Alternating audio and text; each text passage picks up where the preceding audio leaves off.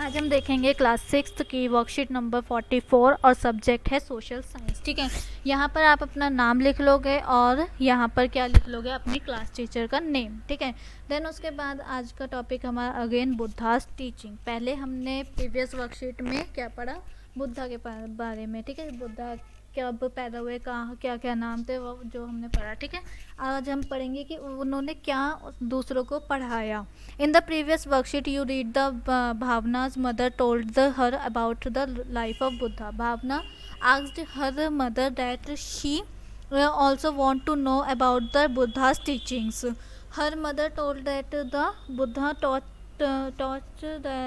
that life is full of suffering and unhappiness. कि जो हमारी लाइफ है वो कैसी है, पूरा सफरिंग है और एकदम सैड है, मतलब हैप्पी वाली लाइफ नहीं है। दिस इज़ कॉज्ड बिकॉज, ये क्यों है, क्योंकि हमारी जो डिज़ायर है, हमारी वांट्स जो हैं वो अनलिमिटेड है, हम उसे कभी भी पूरा नहीं कर सकते। ठीक है, अगर एक वांट पूरी हो जाती है तो हमें लगता है कि हम दूसरी वांट हमारे अंदर अपने आप ही क्या हो जाती है, आ जाती है। ठीक है, sometimes even if we get what we want we are not satisfied and want even more. ठीक है, अगर हमारे पास कोई वॉन्ट होती है और वो सेटिस्फाई हो जाती है, मतलब कंप्लीट हो जाती है, तो या तो हम उससे सेटिस्फाइड नहीं होते, या तो हमारे अंदर क्या आ जाती है, एक और वॉन्ट आ जाती है। ठीक है, कि हम ये भी बनाया करेंगे अब। ठीक है, उसके बाद क्या है, the Buddha described this as a thirst और तन्हा।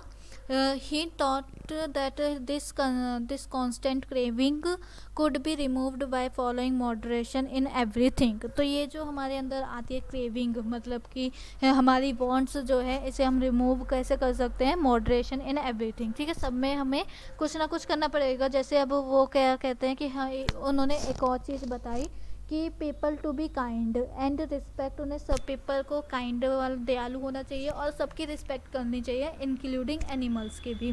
ही believed that the result of our action called karma. तो वो क्या करते थे, कर्मा में बिलीव करते थे। कर्मा का मतलब होता है चाहे हम अच्छा करें या बुरा करें, वो हमारी लाइफ में क्या हो जाएगा, आएगा। अगर हम किसी के साथ बुरा करेंगे तो हमारे साथ भी बुरा होएगा, अगर हम किसी के साथ अच्छा करेंगे तो हमारे साथ भी अच्छा होएगा। उसे क्या बोलते हैं, कर्मा कहते हैं।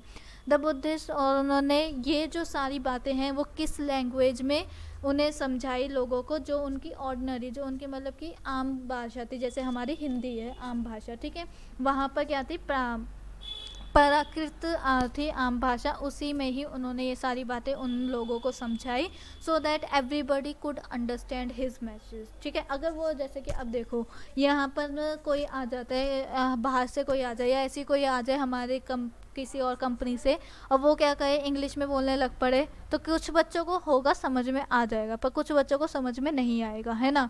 उसके बाद ऐसे ही यही है कि अगर वो सिंपल भाषा में बोलते, किसी और लैंग्वेज में बोलते, तो जो वो समझाना चाहते हैं वो कुछ को आता, कुछ को नहीं आता, तो क्या फ़ायदा होता है। इसलिए जो उनकी ऑर्डिनरी लैंग्वेज थी उन्होंने उसी में ही समझाया। अब देखो, द स्टोरी ऑफ किसा गौतमी, उनकी स्टोरी यहाँ पर बताई गई है। Here is a famous story about the Buddha. ये बुद्धा से ही रिलेटेड स्टोरी है। Once there was a woman named Kisa Gotami, जो थी वो हुज सन हैड डाइड। ठीक है, तो जो उसका सन था वो मर गया था।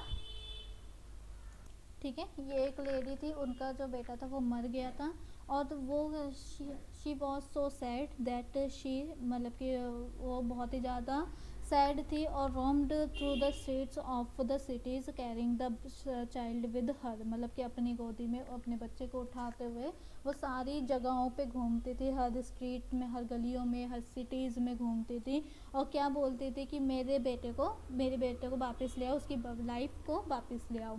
अ काइंड मैन, और एक दयालु सा बंदा था, उसने क्या कहा, उसने बुद्धा का बोल दिया, बुद्धा का एड्रेस दे दिया कि आप यहाँ पे चले जाओ, शायद से आपका बेटा वापस आ जाए। तो बुद्धा ने बोला, the Buddha said, bring me a handful of mustard seed. मतलब अपने हाथ भर के क्या लेके आओ, मस्टर्ड सीड लेके आओ, मतलब कि सरसों के दाने, सीड होते हैं।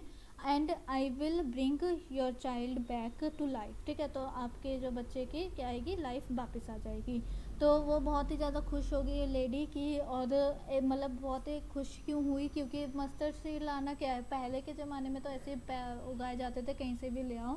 पर उन्होंने एक कंडीशन रखी, किसने, बुद्धा ने, कि क्या होना चाहिए, वो जो सीड होने चाहिए वो ऐसी फैमिली या ऐसे हाउस से आने चाहिए जहाँ पर कोई भी अभी तक मरा ना हो।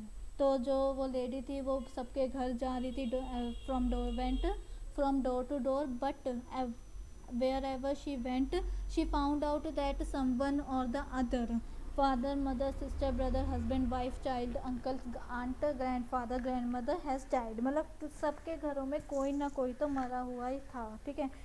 कोई भी ऐसा घर उन्हें नाम नहीं मिला जहाँ पर कोई इंसान मरा हुआ ना हो, ठीक है, उनके फैमिली मेम्बर मरे हुए ना हो, हर एक जगह कोई ना कोई मरा हुआ ही था। तो इससे वो क्या सिखाना चाहते थे कि जो लाइफ है वो उससे मतलब मरना हर एक के दिन में, हम जो है मरने से, डाइट से एस्केप नहीं हो सकते, मतलब कि क्या नहीं हो सकते, हम भाग नहीं सकते।